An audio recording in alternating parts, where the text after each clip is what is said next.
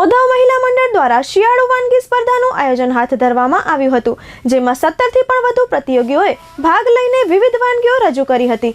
આ સ્પર્ધા માટે મોનાબેન ભરતભાઈ ઝવેરી દ્વારા ઇનામો આપવામાં આવ્યા હતા। શ્રી કંચનબેન ઠક્કર દ્વારા ભાગ લેનારને પ્રોત્સાહન ઇનામ આપવામાં આવ્યા હતા। ઓધવ રેસિડેન્સી મહિલા મંડળના પ્રમુખ સોનલબેન, ઉપપ્રમુખ હિનાબેન ચંચળ, સલાહકાર ભાવનાબેન કેસરિયા, મંત્રી વંદનાબેન વેદાંત, સહમંત્રી હર્ષાબેન ગોર તથા ખજાનચી હિનાબેન સોની, સહ ખજાનચી હર્ષાબેન કોટક, કારોબારી મોનાબેન ઝવેરી અને કંચનબેન ઠક્કર તથા રિંકુબેન કોટકે જહેમત ઉઠાવી હતી। મહેમાનોને અમિતાબેન અને રીમાબેન ભાટિયા દ્વારા ભેટ આપવામાં આવી હતી।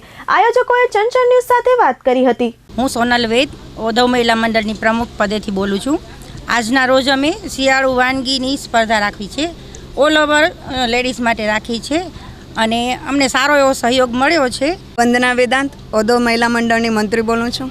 આજે અમારે શિયાળુ વાનગી સ્પર્ધાની કોમ્પિટિશન રાખેલી છે, એમાં 17 બહેનોએ એટલે કે 17 એન્ટ્રી આવેલી છે અને બહુ સરસ છે। અત્યારે તો દેખાય છે બહુ સરસ બધી વાનગીઓ બનાવેલી છે। હવે જજ જે આપણે નિર્ણય આપશે એ પ્રમાણે હવે આગળ વધશું।